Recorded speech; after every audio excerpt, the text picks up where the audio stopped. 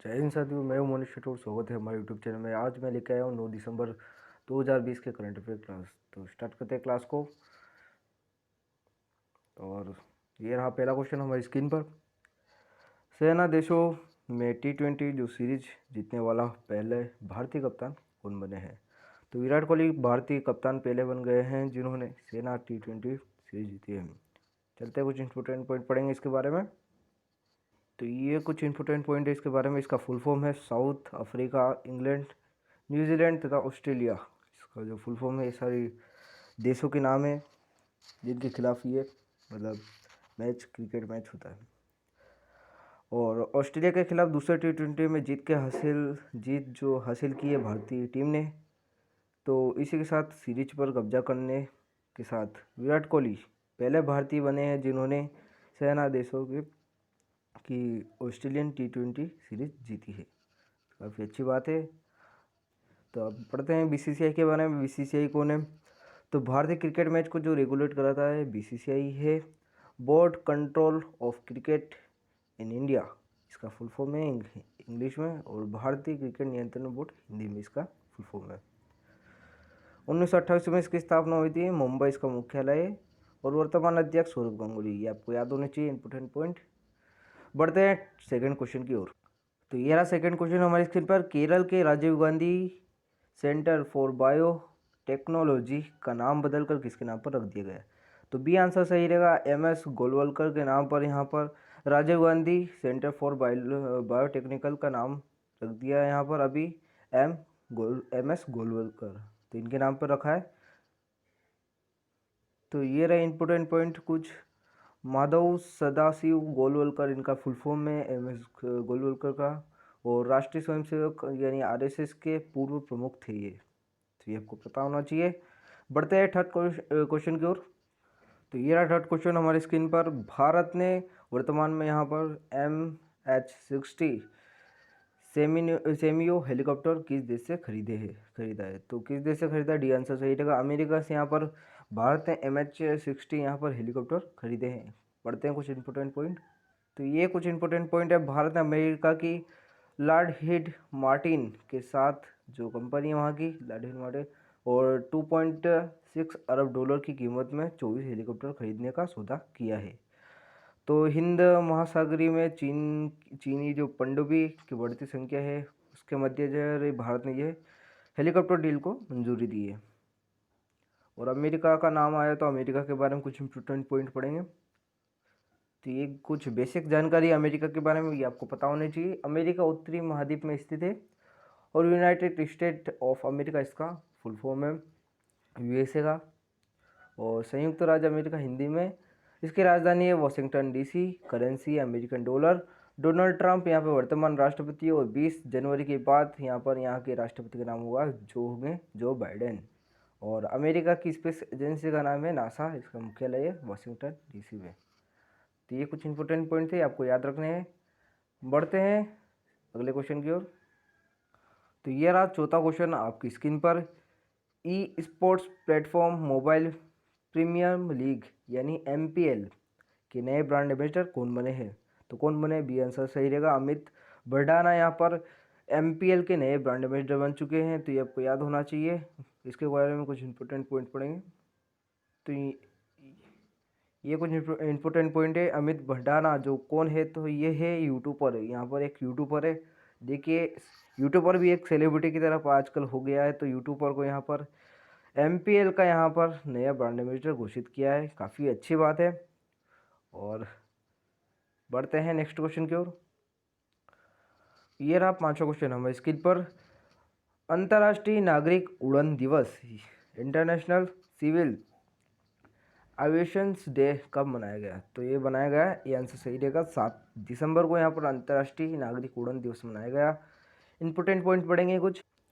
तो important point है अंतर्राष्ट्रीय नागरिक जो उड़ान दिवस का उद्देश्य देशों के सामाजिक और आर्थिक विकास के साथ अंतर्राष्ट्रीय उड़ान नागरिकों के महत्व के लिए बारे में जागरूकता करना है। लोगों को जागरूक करना, अवेयरनेस फैलानी है। मेन मोटो तो यही है। और इसके अंतर्राष्ट्रीय नागरिक उड़ान दिवस की 2020 की थीम रही है तो ये इसकी थीम रही है 2020 की, advancing innovations for the global aviations development, इसका जो अभी 2020 में थीम रही है, ये आपको याद रखनी होगी। बढ़ते हैं अगले क्वेश्चन की ओर।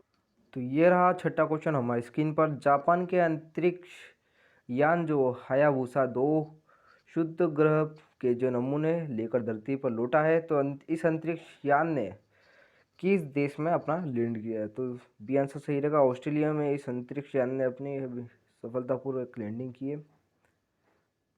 तो ये कुछ इंपॉर्टेंट पॉइंट है यहाँ पर।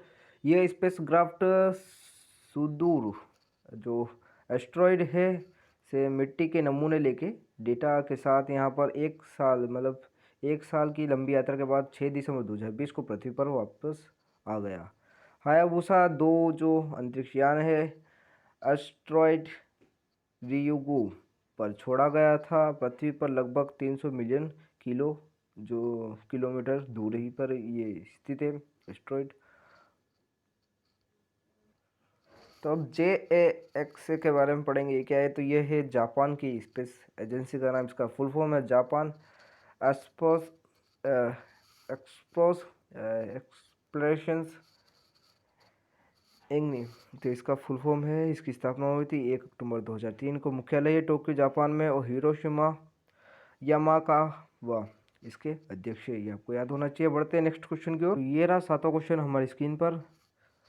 किस संस्था ने मंदिरों में गायों को दान करने के लिए जागरूक अभियान गुंडी गोमाता को शुरू किया है? तो ये बी आंसर सही रहेगा, तिरुमाला तिरुपति देवस्थान जो है TTD, इन्होंने यहाँ पर इस अभियान को जागरूकता किया था कि गायों की रक्षा हो सके, गायों के बारे में लोगों को जानकारी मिले ज़्यादा से ज़्यादा और गायों को बचाया जा सके।